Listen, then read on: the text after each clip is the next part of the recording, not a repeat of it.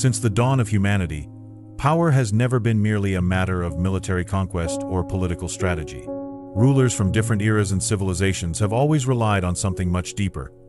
Secret rituals that would secure their authority not only over their people but also over the invisible forces that shape the world's destiny. Kings of Babylon, pharaohs of Egypt, emperors of Rome, and even European monarchs followed similar patterns in ceremonies involving sacrifices, oaths, and invocations to spiritual entities. Could this be mere historical coincidence, or an ancient knowledge preserved only for those at the top of the pyramid? If such rites truly grant power, does that mean they have been entirely abandoned in the modern era, or merely adapted to contemporary times?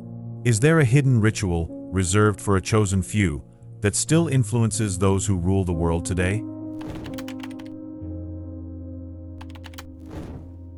Throughout history, the ascent to the throne has always been accompanied by sacred rites. No ruler simply assumed power in an ordinary manner. There was always a ceremony, a symbolic or spiritual process that consecrated them as the ultimate authority. In Mesopotamia, Egypt, medieval Europe, and even among African and Native American tribes, this tradition was repeated. What does this tell us? That ancient peoples believed a king was not just a leader but an intermediary between men and the gods. But what were these rituals, and what took place in them? In ancient Babylon, kings underwent a specific ceremony called a Kitu, a festival linked to the god Marduk. At the climax of the ceremony, the monarch was symbolically humiliated by the high priest, beaten, and forced to confess his sins before the gods. Only after this act was he purified, and then reaffirmed his right to rule. This rite raises an important question. What was the true purpose of this practice? Was it merely religious symbolism, or was something deeper occurring? Perhaps a form of submission to invisible forces? Egypt took this idea even further. Pharaohs were considered living deities, and their power stemmed not only from their lineage but from their direct connection with the gods. The opening of the mouth ritual was one of the most mysterious processes a new pharaoh underwent. In this rite, priests performed specific chants and gestures over the king, ensuring that he was filled with the power necessary to rule. Curiously, this same ritual was performed on mummies to bring the dead back to life in the afterlife. Does this mean that pharaohs were, in a way, spiritually reanimated by something upon taking the throne? The relationship between royalty and ritual can also be seen in the Judeo-Christian tradition. In the book of Samuel, we find the anointing of kings with sacred oil, an act symbolizing the connection between the monarch and God. David, Solomon, and other rulers were chosen in this manner. But if we analyze the text carefully, we see that while Israelite kings were anointed by prophets, pagan rulers performed their own rites, seeking the favor of entities outside the God of Israel. This suggests that there were two types of authority, one granted by the divine and another possibly bestowed by occult forces. Moving forward in history, we reach ancient Rome, where emperors had to undergo initiation rituals before being accepted by the Senate and the people. Many participated in ceremonies of the Mithraic mysteries, a secret cult involving rigorous tests, sacrifices, and vows of absolute silence. The cult of Mithras was one of the most influential of the time and was directly linked to the idea of an enlightened ruler. Could this tradition have influenced modern secret societies that still conduct obscure rituals to grant power to certain political figures? Another fascinating example is found in medieval Europe. Kings were consecrated through the sacrament of coronation, but few know that before this, a secret ritual took place away from public view. This rite included alchemical symbols, invocations, and a test of submission, in which the monarch knelt before the pope or a religious representative. For occult scholars, this act was not merely protocol but a true spiritual pact, where the king acknowledged that his power came from a higher source. But which one exactly? In some African traditions, the coronation of a new king is still accompanied by sacrifices and spiritual offerings. Some tribes believe that a leader cannot rule without first making a pact with ancestral spirits, and this pact often requires blood. Is this merely a cultural remnant, or a modern version of something far more ancient? Even in contemporary monarchies, traces of these rites remain. The coronation of Elizabeth II in 1953 included a moment when the Queen was taken to a private location, where she underwent a secret rite conducted by religious leaders. The public ceremony was televised, but this specific moment was never revealed. What took place there? The repetition of these patterns across different cultures and historical periods leads us to an inevitable question. Why did all these civilizations believe that power had to be granted through a ritual? If the answer were purely religious, we would expect to find more significant variations between the rites. Yet what we see are striking similarities, suggesting that there is a hidden knowledge shared by those who rule the world. If kings and rulers had to undergo these ceremonies to secure their authority, is it possible that, even today, world leaders perform similar rituals away from public view? And more importantly, are these ceremonies merely symbolic, or do they involve forces that continue to influence our world behind the scenes? Power has always had a price, and throughout history, that price has often been paid in blood. Sacrifices were not merely religious practices, but invisible contracts between rulers and occult forces. Across different eras and cultures, there are records of leaders who had to give up something, or someone, to secure stability, wealth, or the perpetuation of their rule. But did this tradition truly fade into the past, or do we still see traces of it today, disguised in other forms? Among the Phoenicians and Carthaginians, sacrifice was not just an act of devotion to the gods, but a requirement for governance. The priests of Moloch and Baal conducted rites in which children were burned alive inside metal statues while the elite watched. Ancient texts indicate that these offerings were not random. They often involved the children of powerful families, as if a member of the bloodline had to be given up to ensure the rest could maintain their position. This suggests a pattern that may have repeated throughout the centuries: the necessity of a sacrifice to preserve a cycle of power. In ancient Rome, emperors frequently sacrificed gladiators before major military campaigns. The people saw this as mere entertainment, but historical accounts suggest that some of these combats were ritualistic, performed on specific dates aligned with religious celebrations. Julius Caesar, for example, was Rome's Pontifex Maximus and understood the importance of manipulating beliefs to reinforce his authority. Yet, ironically, Caesar himself became a sacrifice, stabbed 23 times during the festivities of Mars, the god of war. Was it mere coincidence that his execution took place at such a highly symbolic moment, ensuring a transition of power in Rome? The concept of sacrifice as a necessity for political change can be observed in more recent historical events. John F. Kennedy, for instance, was assassinated in Dallas at a location filled with Masonic symbolism. The fact that his assassination was filmed and widely broadcast raises an intriguing question. Do certain sacrifices need to be public to generate a greater energetic impact? After all, the death of a leader does not only affect their family, it reverberates through the collective consciousness, potentially reshaping the global power structure. Another striking case is that of Princess Diana, who died in a car accident in the Pont de l'Alma tunnel, a site that in ancient Celtic times was a place of offerings to the goddess Diana, associated with the moon and royalty. To many, her death was merely a tragic accident, but the symbolism behind the location and circumstances raises doubts. Could it be that influential figures are sacrificed at specific times and places to fulfill a larger purpose? The theory of sacrifice as a mechanism of power is not limited to individuals, but extends to collective sacrifices. Wars, terrorist attacks, and natural disasters often precede radical political shifts. The September 11, 2001 attacks, for example, served as justification for a series of military interventions in the Middle East, completely reshaping the global geopolitical landscape. But beyond political strategy, could there also be a ritualistic component? Many ancient civilizations believed that events of great collective impact could feed certain invisible forces. Does this belief still persist behind the scenes of power? In the field of occultism, theorists like Aleister Crowley wrote about the importance of bloodshed in rituals. Crowley claimed that sacrifice was one of the most effective ways to open portals to other dimensions and establish pacts with spiritual entities. He was not the only one to suggest this. Manly P. Hall, one of the greatest scholars of Western esotericism, also mentioned that secret societies conducted rituals where death was used as a tool to achieve specific objectives. But what if, in modern times, these rituals are no longer carried out in the traditional way, with daggers and altars, but rather through carefully orchestrated events? Some researchers propose that instead of obvious public sacrifices, certain leaders may use fabricated crises, conflicts, and tragedies to serve a similar purpose. This could explain why some deaths or catastrophic events occur with such synchronized precision alongside political and economic shifts. Another intriguing aspect is the theory that powerful dynasties and influential families follow a pattern of sacrifice within their own bloodlines. Investigations suggest that members of certain elite families mysteriously die just before power transitions. In many cases, these deaths are attributed to accidents or natural tragedies, but the coincidences are too disturbing to ignore. Looking back through history and analyzing the patterns, we see that whenever there is a major shift in power, a sacrifice is involved. Sometimes, it is the life of a leader. Other times, it is an event that causes mass suffering and fear, allowing new structures of control to be implemented. The most unsettling aspect of all this is that if sacrifice is truly an essential element in maintaining power, then it will not stop happening. But the lingering question remains: who will be the next to pay the price?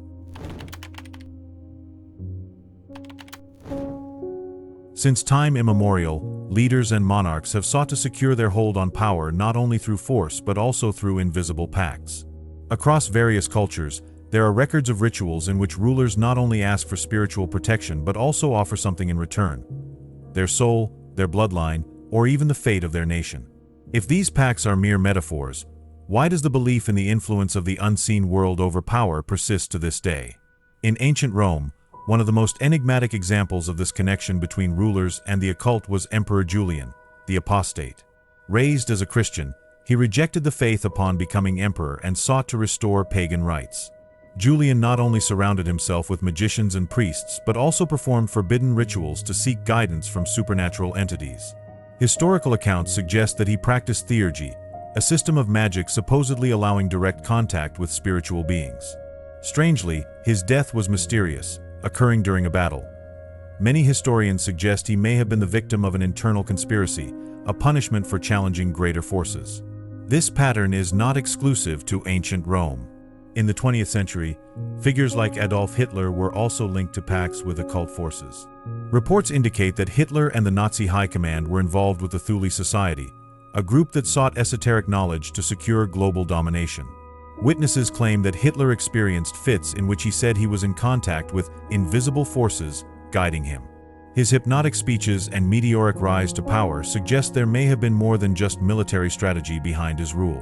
Could certain political figures actually receive help from entities beyond our understanding? Spiritual pacts for power also appear frequently in Arab and African traditions. Islamic texts contain stories of rulers seeking aid from jinn, spiritual beings mentioned in the Quran. Some sultans and Bedouin leaders were said to perform rituals to establish contracts with these entities, offering in return not just wealth but even entire bloodlines. This could explain why some dynasties remained in control for centuries, despite external threats and conspiracies. In the Western world, this belief manifests in initiatory orders. English occultist Aleister Crowley, founder of the Ordo Templi Orientis (OTO), claimed that certain individuals could obtain immense power if they were willing to fully surrender themselves to spiritual forces. Crowley claimed to have made contact with an entity called Iwas, which revealed to him secrets to influence the world. Interestingly, some U.S. presidents, including Ronald Reagan, were known to consult astrologers before making major decisions. Reagan himself once said, "There's nothing wrong with seeking guidance from the stars." But was it just astrology or something more? European aristocratic bloodlines also hold secrets about occult pacts. Some noble families, such as the Habsburgs and Bourbons, are known for esoteric traditions kept behind closed doors. Ancient documents suggest that certain monarchs performed power renewal rituals, in which a life had to be given to ensure the continuity of their lineage. This could explain why, in some cases, mysterious deaths within these families coincide with power transitions. This idea is not limited to royalty. Modern secret societies practice rituals similar to those of antiquity. One example is Fraternitas Saturni, a little-known esoteric order that combines astrology, magic, and political influence. Its members believe that power must be attained through alliances with cosmic entities, and that those chosen to rule the world are the ones who understand how to manipulate these forces. Is this merely a philosophical concept, or something that truly occurs behind the scenes of global power? Turning to the United States, certain elite secret societies connected to political power exhibit rituals suggesting ties to the occult. The Skull and Bones, an order whose members include former Presidents George Bush, both father and son, and other influential politicians, conducts rituals involving death and rebirth reenactments, along with oaths of loyalty to a symbolic entity. What really happens within these societies? Are they merely academic traditions, or is there a transmission of hidden knowledge within these circles? Another perplexing aspect is the fact that many figures linked to power seem untouchable. Even when facing scandals and crises, they manage to maintain their positions and influence. This raises the question: is it merely a matter of wealth and political influence, or is there truly something hidden protecting these individuals? Looking at history, we see that rulers who made pacts with spiritual forces often met tragic ends. What does this mean? Is there an inevitable price to be paid for those who seek power through the occult? And more importantly, if these pacts truly exist, who, or what, is controlling the rulers who shape the fate of humanity? If power has always been tied to occult rituals, the inevitable question is, who keeps this knowledge alive today? It would be naive to think that ancient practices were simply abandoned. Instead, it appears that these rites have been preserved and refined within secret societies, which operate silently behind the scenes of politics, economics, and global culture. But what is the true influence of these orders on modern rulers? Do they merely share philosophical teachings, or are they actively shaping the destiny of the world? Throughout history, many of these societies have emerged and disappeared, while others have adapted to new times. One lesser-known but highly relevant example is the Order of the Dragon, founded in the 15th century and linked to Vlad the Impaler, the historical figure who inspired the Dracula myth. This order was not just a knightly group, but a closed circle that allegedly practiced blood rituals, possibly inherited from older pagan traditions. Documents suggest that its goal was to protect the lineage of certain noble families, ensuring that power remained within the hands of the chosen ones. Some European noble families still claim descent from this order. Could this group have influenced other occult organizations that still operate today? Another enigmatic society with ties to the Vatican was P2 Propaganda Due, an Italian Masonic lodge that, during the 20th century, was involved in financial scandals, political conspiracies, and even assassinations. Unlike conventional Freemasonry, P2 operated as a society within a society, bringing together politicians, bankers, and military figures. What makes this case particularly intriguing is that leaked documents revealed that P2 had plans to establish a parallel government in Italy, controlled by a restricted group of initiates. This raises an unsettling question. How many other orders like this still operate in the shadows, influencing global politics without public awareness? Another key point is that some of these societies do not merely recruit influential members, they create and groom their own leaders from a young age. Skull and Bones, for example, is not just a college fraternity, it functions as a factory for future rulers. Its members include presidents, Supreme Court justices, and CIA directors. One question that is rarely asked is, why do so many influential figures come from such a small, exclusive group? Is this merely a statistical coincidence, or is there a deliberate effort to position initiates from these orders into strategic places of power? If we analyze the history of great empires, we will see that many were ruled by leaders affiliated with discrete societies. Napoleon Bonaparte, for instance, had ties to esoteric orders and regularly consulted occultists and astrologers before major battles.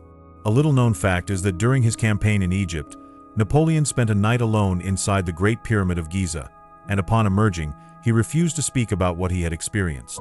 What could have happened inside the pyramid that marked him so profoundly? Another fascinating aspect is how these societies communicate and coordinate their actions. Unlike what many imagine, they do not operate under a single centralized hierarchy but rather as a network, where each group has a specific function. Some orders focus on political control, others on the financial sector, and some influence culture and media.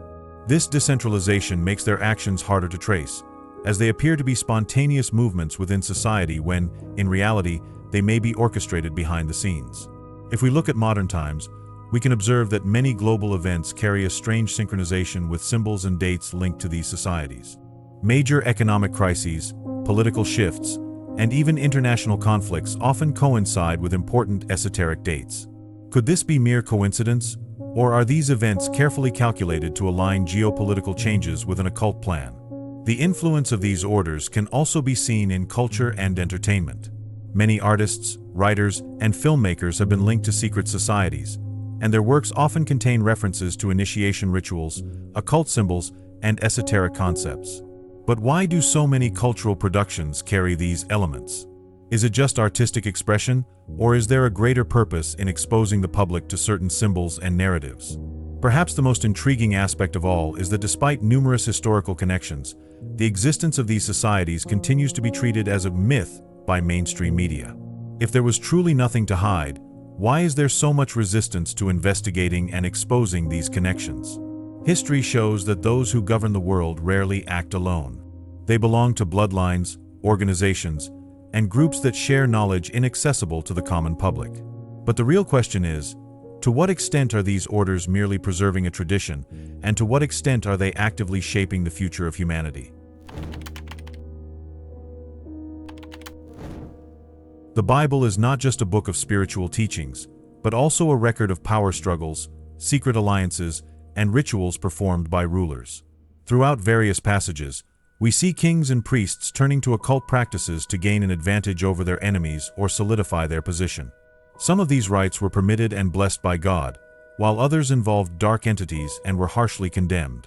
But what do these ancient accounts reveal about the connection between leadership and invisible forces? Did these rituals truly disappear, or are they still being performed behind the scenes of power? One of the most enigmatic figures in the Bible is Melchizedek, described in Genesis as the king of Salem and priest of the Most High God. Curiously, he appears only briefly to bless Abraham, but without any explanation of his origin or lineage. However, in the book of Hebrews, he is described as someone who has no father, no mother, no genealogy, suggesting a figure that transcends time and space. Some scholars believe that Melchizedek represents an archetype of a secret priestly order, whose esoteric knowledge may have been passed down through the ages. Could this order have influenced groups such as the Essenes, the Templars, or even certain secret societies that still operate today? Another ruler who used occult rituals to manipulate events was Balak, king of Moab. In the book of Numbers, chapter 22, Balak, fearing the rise of the Israelites, did not turn to war or diplomacy. Instead, he hired a sorcerer named Balaam to curse Israel. This detail is revealing, as it demonstrates that kings of the time believed that curses and rituals could change the fate of entire nations. What stops us from considering that modern rulers might be doing the same, turning to occult advisors and secret orders to secure their dominion? If we move forward to Israel's monarchy, we find one of the most intriguing cases: Jezebel, the queen who introduced esoteric cults into government.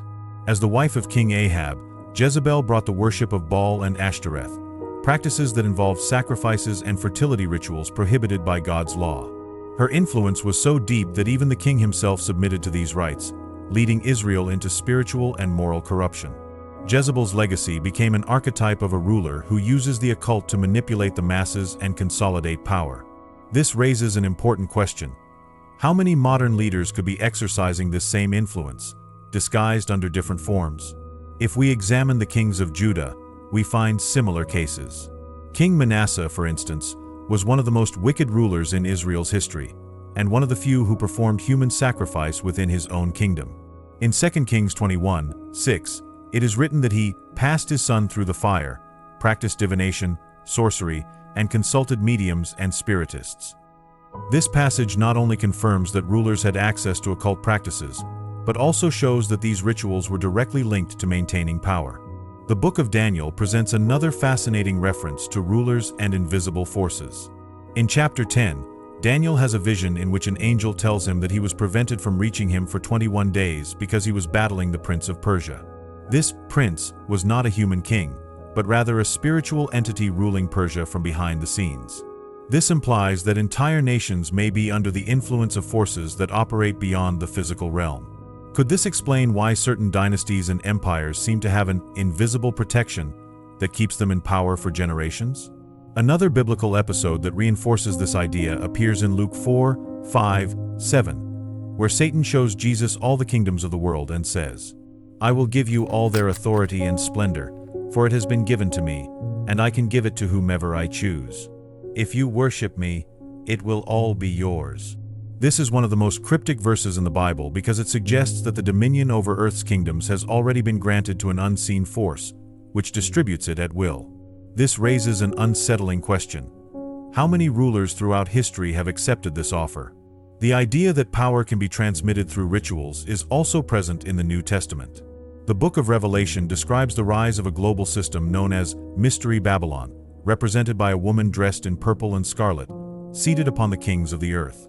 Many interpret this vision as a warning that a hidden government will continue to manipulate humanity until the end of time. But who are these forces controlling world leaders?